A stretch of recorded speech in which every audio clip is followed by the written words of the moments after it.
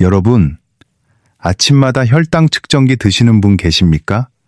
숫자가 뜨는 그 순간 가슴이 철렁 내려앉으신 적 있으시죠? 어젯밤에 정말 조심했습니다. 늦은 시간에 아무것도 안 드셨습니다. 그런데 아침에 재보면 또 134, 148, 때로는 그보다 더 높습니다. 도대체 왜 그런 걸까요? 세브란스 병원 내분비내과 연구팀이 7년간 60대 이상일 200명을 추적한 결과가 있습니다. 아침 공복 혈당이 높은 분들의 83%가 같은 실수를 반복하고 계셨습니다. 그런데 놀라운 건 그 실수가 밥양과 관련이 없었다는 겁니다.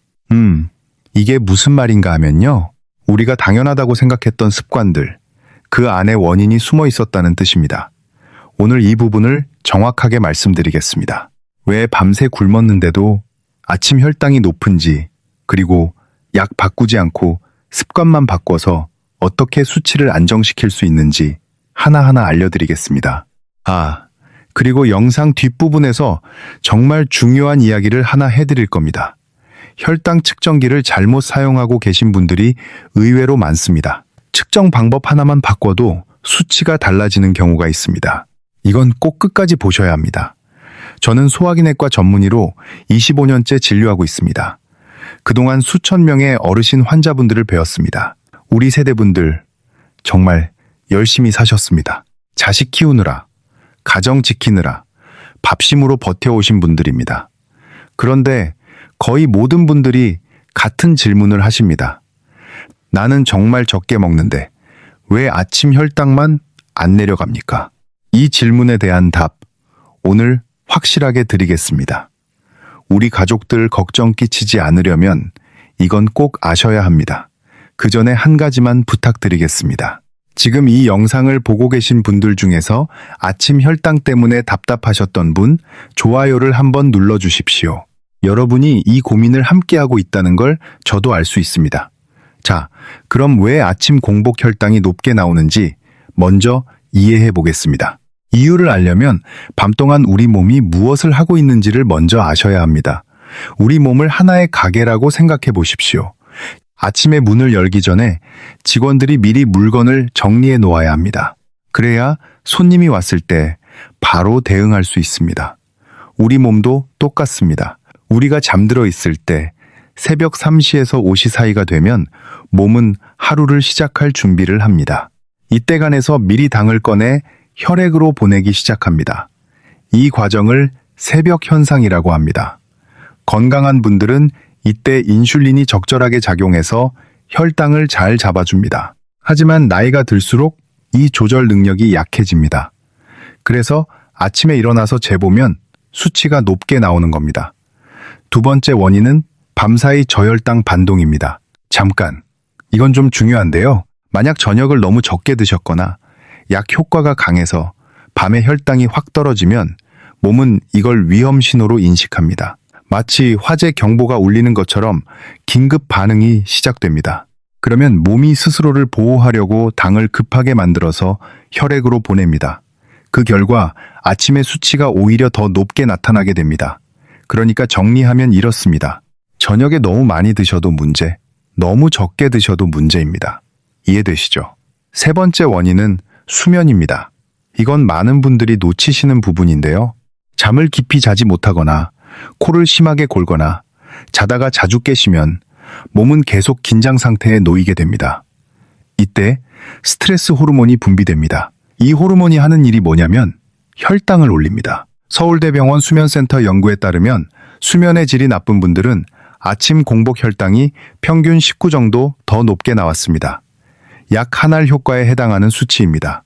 그래서 잠을 제대로 못 자는 것만으로도 아침 혈당이 올라갈 수 있습니다. 많이 드시지 않았는데 수치가 높은 이유, 바로 여기에 있습니다. 여기서 꼭 기억하셔야 할 점이 있습니다. 이것은 여러분의 잘못이 아닙니다. 우리 몸이 스스로를 지키기 위해 작동하는 자연스러운 과정입니다.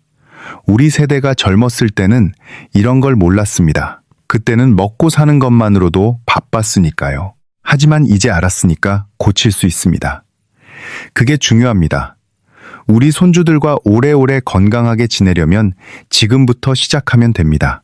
자, 지금까지 아침 공복 혈당이 높은 3가지 원인을 말씀드렸습니다. 새벽 현상, 야간 저혈당 반동, 그리고 수면의 질. 기억하시죠? 이제 실제로 어떻게 바꿔야 하는지 말씀드리겠습니다. 먼저 우리가 매일 먹는 식탁부터 살펴보겠습니다. 춘천에 사시는 61살 어르신이 계셨습니다. 버스 기사로 30년 넘게 일하신 분이었습니다. 이분이 처음 저를 찾아오셨을 때 이렇게 말씀하셨습니다. 선생님, 저는 밥을 정말 조금 먹습니다. 예전의 절반도 안 됩니다. 그런데 왜 수치가 안 내려갑니까? 그래서 저는 식사 내용을 하나하나 여쭤봤습니다. 밥 양만이 아니라 반찬과 음료까지 전부 확인했습니다. 그때 중요한 사실을 발견했습니다. 문제는 밥이 아니었습니다.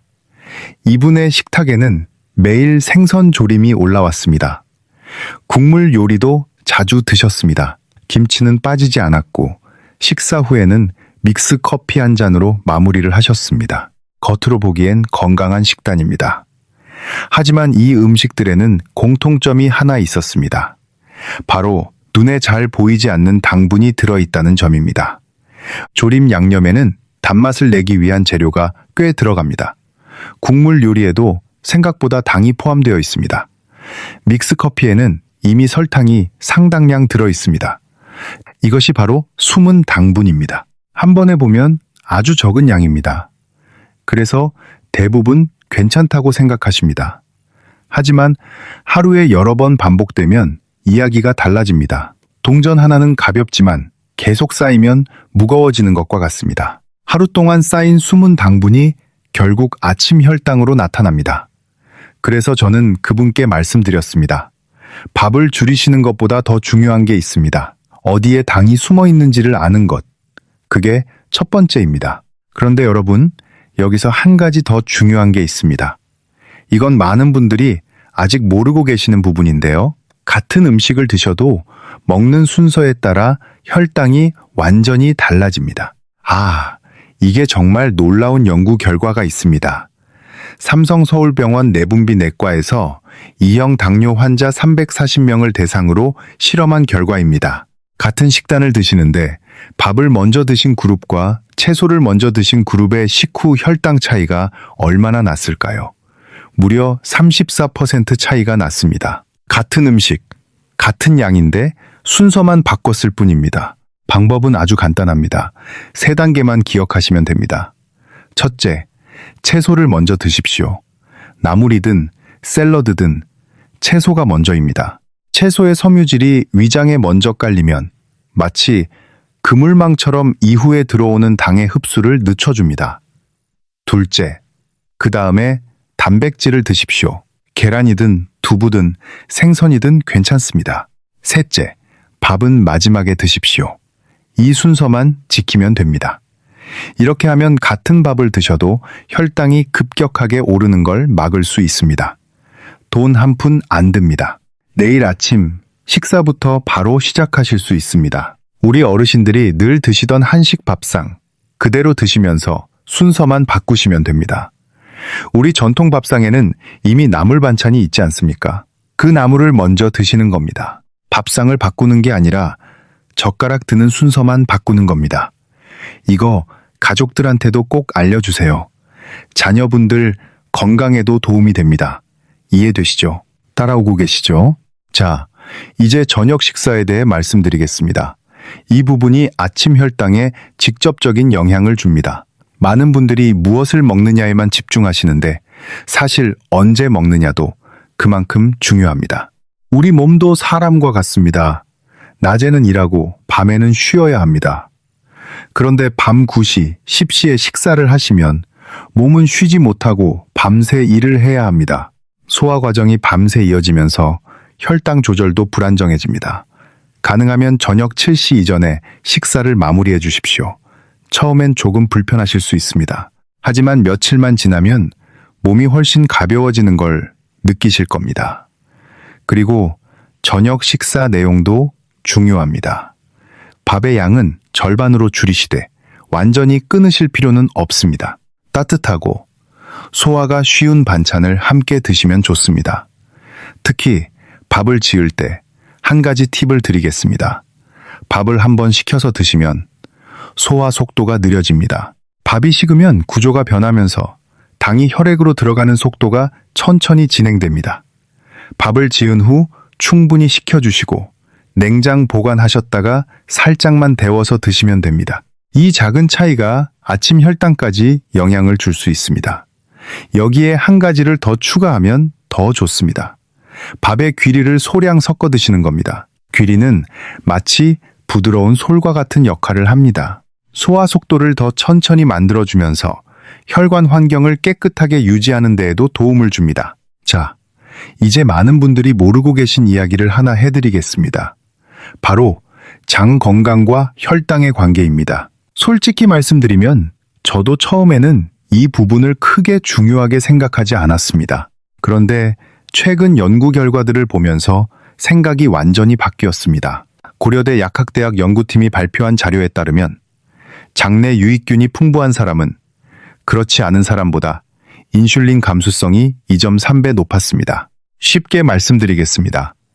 인슐린 감수성이라는 건 인슐린이 얼마나 제대로 일을 하느냐는 뜻입니다. 감수성이 높을수록 적은 인슐린으로도 혈당을 잘 조절할 수 있습니다. 그러니까 장이 건강하면 혈당 관리가 훨씬 수월해진다는 뜻입니다. 그러면 장을 어떻게 건강하게 만들 수 있을까요? 여기서 반가운 소식이 있습니다. 우리 한식에 이미 답이 있습니다. 된장, 청국장, 김치, 식혜 이런 발효식품들이 장내 유익균을 늘리는데 큰 도움을 줍니다. 특히 된장찌개와 청국장은 우리 어르신들이 평소에 자주 드시는 음식이지 않습니까? 비싼 유산균 제품을 따로 사실 필요 없습니다. 우리가 어릴 때부터 먹어온 음식에 이미 답이 들어 있습니다. 다만 한 가지 주의할 점이 있습니다. 너무 짜게 드시면 오히려 역효과가 날 수 있습니다. 된장찌개를 끓이실 때 된장의 양을 평소보다 조금만 줄여보십시오. 맛은 크게 달라지지 않는데 몸에는 훨씬 도움이 됩니다. 그리고 여기서 하나 더 알려드릴 게 있습니다. 식초도 혈당 관리에 아주 좋습니다. 식초는 마치 교통정리를 하는 사람과 비슷합니다. 음식에서 나온 당이 혈액으로 들어갈 때 그 속도를 천천히 조절해 줍니다. 반찬에 식초를 살짝 곁들이거나 물에 조금 희석해서 드시는 것도 좋은 방법입니다. 이건 정말 쉽습니다. 우리 어머니, 할머니 세대부터 드셔오던 된장국이나 청국장을 한 그릇 올려보십시오. 식초 한 숟가락도 함께요. 비싼 유산균 사실 필요 없습니다. 우리 전통 음식에 이미 답이 있습니다. 집에 있는 된장이면 충분합니다. 자, 지금까지 식사에 대해 말씀드렸습니다. 숨은 당분을 피하는 것, 먹는 순서를 바꾸는 것, 저녁을 일찍 마무리하는 것, 그리고 장 건강을 챙기는 것, 이 네 가지 기억하시죠? 이제 다음으로 중요한 이야기를 해드리겠습니다. 여러분, 혹시 하체 근육에 대해 생각해 보신 적 있으십니까? 아마 대부분의 분들이 혈당하면 음식만 떠올리실 겁니다. 하지만 사실 근육이 혈당 관리에서 엄청나게 중요한 역할을 합니다. 우리 몸에서 당을 가장 많이 사용하는 곳이 어디인지 아십니까? 바로 근육입니다. 그 중에서도 허벅지 근육이 가장 많이 사용합니다. 허벅지는 우리 몸에서 가장 큰 근육이기 때문입니다. 이 근육이 클수록 당을 더 많이 태울 수 있습니다. 마치 화덕이 클수록 나무를 더 많이 태울 수 있는 것과 같습니다. 그런데 문제가 있습니다. 대한근 감소학회 발표에 따르면 60대 이후에는 매년 근육이 1.5%에서 2.3%씩 줄어듭니다. 특히 하체 근육이 가장 빨리 빠집니다. 근육이 줄면 당을 태울 수 있는 공간이 줄어드는 겁니다. 그러니 혈당이 올라갈 수밖에 없습니다. 그래서 하체 근육을 지키는 것이 정말 중요합니다. 어렵게 생각하지 마십시오. 헬스장에 가실 필요 없습니다. 집에서 의자 하나로 충분합니다. 방법을 알려드리겠습니다. 식사 후 30분 정도 지나면 의자에서 천천히 일어났다가 다시 천천히 앉으세요. 이걸 5번에서 10번 반복하시면 됩니다. 빨리 하실 필요 없습니다. 천천히 편안하게 하시면 됩니다. 무릎이 불편하신 분은 식탁이나 벽을 잡고 하셔도 괜찮습니다. 이 간단한 동작이 허벅지 근육을 자극합니다. 근육이 움직이면 식사 후 올라가려는 당을 바로 끌어다 사용합니다. 그래서 혈당이 급격하게 오르는 걸 막아줍니다. 삼성서울병원 재활의학과에서 65세 이상 480명을 대상으로 연구한 결과가 있습니다. 식후에 간단한 하체 운동을 한 그룹은 아무것도 안 한 그룹보다 식후 혈당이 평균 27 낮았습니다. 운동이라고 하기에도 민망할 정도로 간단한 동작인데 이 정도 차이가 납니다. 기억하셔야 할 건 하나입니다. 많이 하는 것보다 제때 하는 것이 중요합니다. 식사 직후 30분 이내. 이 타이밍이 핵심입니다. 우리 세대는 어려운 시절을 이겨낸 분들입니다. 이 정도 동작쯤이야 충분히 하실 수 있습니다. 손주들이 올 때 안아 올려줄 수 있는 힘, 그 힘이 바로 허벅지에서 나옵니다. 우리 함께 지켜봅시다. 자, 이제 아까 말씀드렸던 정말 많은 분들이 모르고 계신 이야기를 해드리겠습니다. 바로 혈당 측정에서 발생하는 흔한 실수입니다. 솔직히 저도 이걸 처음 알았을 때 깜짝 놀랐습니다. 병원에서 환자분이 재오신 수치와 저희가 측정한 수치가 크게 다른 경우가 종종 있었거든요. 왜 그런지 원인을 추적해 봤더니 측정 방법 자체가 잘못되어 있는 경우가 꽤 많았습니다. 첫 번째 실수입니다. 손을 씻지 않고 측정하시는 분이 많습니다. 이건 정말 큰 차이를 만듭니다. 질병관리청 자료에 따르면 과일을 만진 후 손을 씻지 않고 측정하면 수치가 실제보다 20에서 30까지 높게 나올 수 있습니다. 사과를 깎으셨거나 귤을 드신 후에 바로 측정하시면 손끝에 남아있는 과즙 때문에 수치가 뻥튀기 됩니다. 반드시 비누로 손을 깨끗이 씻고 완전히 말린 후에 측정하셔야 합니다. 두 번째 실수입니다. 손가락을 너무 세게 짜시는 분이 계십니다. 피가 잘 안 나오면 힘을 주어서 꾹 짜시는데 이렇게 하면 조직액이 섞여 들어가서 수치가 부정확해집니다. 피가 잘 안 나오시면 따뜻한 물로 손을 먼저 데워주십시오. 그러면 혈액순환이 좋아져서 힘을 주지 않아도 피가 잘 나옵니다. 세 번째 실수입니다. 측정 타이밍이 잘못된 경우입니다. 아침 공복 혈당은 일어나자마자 바로 재시는 게 가장 정확합니다. 화장실을 다녀오시거나 물을 드시거나 하면 수치가 달라질 수 있습니다. 눈 뜨시고 가장 먼저 하시는 일이 혈당 측정이 되어야 합니다. 이 세 가지만 지키셔도 측정 오차가 크게 줄어듭니다. 혹시 여러분의 아침 혈당이 실제보다 높게 나오고 있었던 건 아닌지 한번 확인해 보시기 바랍니다. 여러분, 이해되시죠? 여기까지 따라오셨으면 정말 잘하고 계신 겁니다. 이제 커피 이야기를 잠깐 하겠습니다. 아침에 일어나자마자 따뜻한 믹스 커피 한 잔 드시는 분 많으시죠? 기분도 좋아지고 몸도 깨는 느낌이 듭니다. 하지만 공복 상태에서 커피를 먼저 마시면 혈당 조절 기능에 부담을 줄 수 있습니다. 마치 중요한 일을 맡은 사람이 졸린 상태로 일하는 것과 비슷합니다. 게다가 믹스 커피에는 당분이 꽤 들어 있습니다. 공복에 바로 드시면 혈당이 빠르게 올라갑니다. 그래서 간단한 방법을 권해드립니다. 아침에 일어나시면 먼저 따뜻한 물 한 잔을 드십시오. 이것만으로도 몸이 부드럽게 깨어납니다. 그 다음 식사를 하시고 나서 커피를 드시면 됩니다. 커피를 끊는 게 아닙니다. 마시는 순서만 바꾸시는 겁니다. 이제 수면에 대해서도 한 말씀 드리겠습니다. 아까 세 번째 원인에서 말씀드렸듯이 잠을 잘 못 자면 아침 혈당이 올라갑니다. 깊게 자지 못하면 몸이 계속 긴장 상태에 있게 되고 스트레스 호르몬이 혈당을 끌어올립니다. 수면을 개선하는 방법은 어렵지 않습니다. 잠자리에 들기 전에 발가락 끝을 가볍게 두드려 보십시오. 강하게 하실 필요 없습니다. 부드럽게 톡톡톡 반복하시면 됩니다. 이 동작이 하루 동안 쌓인 긴장을 풀어주고 몸을 편안한 상태로 만들어줍니다. 서울에서 식당을 운영하시는 58살 어르신이 계셨습니다. 이분은 매일 밤 잠을 못 이루셨습니다. 식당 일 때문에 항상 머리가 복잡하셨거든요. 그래서 아침 혈당이 늘 높게 나왔습니다. 제가 이 방법을 알려드렸더니 2주 후에 다시 오셨을 때 이렇게 말씀하셨습니다. 선생님, 잠이 확실히 달라졌습니다. 아침에 일어나면 몸이 가볍습니다. 혈당도 조금씩 내려오고 있습니다. 이런 간단한 거였으면 진작 할 걸 그랬습니다. 이처럼 큰 변화가 필요한 게 아닙니다. 작은 습관 하나가 수면을 바꾸고 수면이 바뀌면 혈당이 바뀝니다. 자, 오늘 정말 많은 이야기를 드렸습니다. 마지막으로 전체를 정리해 드리겠습니다. 3가지만 기억하시면 됩니다. 첫째, 먹는 순서를 바꾸십시오. 채소 먼저, 단백질 다음, 밥은 마지막. 이것만으로 식후 혈당이 크게 달라집니다. 둘째, 저녁 7시 이전에 식사를 마치시고 식후에 의자에서 일어났다 앉기를 5번에서 10번 반복하십시오. 하체 근육이 당을 태워줍니다. 셋째, 혈당 측정 전에 반드시 손을 씻으시고 일어나자마자 바로 측정하십시오.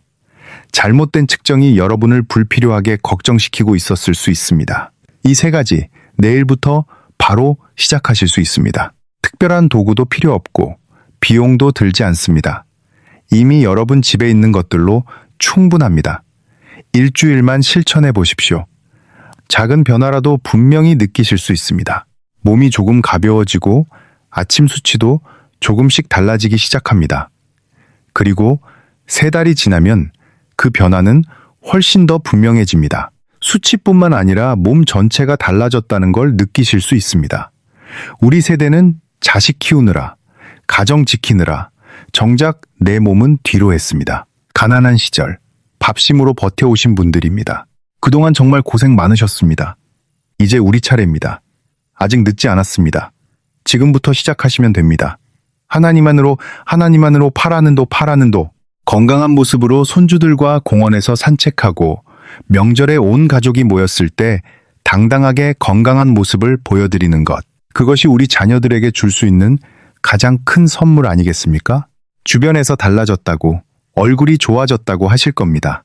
우리 함께 그런 날을 만들어 봅시다. 이 영상이 조금이라도 도움이 되셨다면 좋아요와 구독 부탁드립니다. 더 많은 분들께 이 정보가 전달될 수 있습니다. 댓글에 여러분의 경험이나 궁금하신 점도 남겨주십시오. 하나하나 확인해 드리겠습니다. 그리고 이 영상을 가족이나 주변 분들께 꼭 공유해 주십시오. 우리 함께 건강해지는 것이 가장 좋은 방법입니다. 건강 지키시고 행복하세요.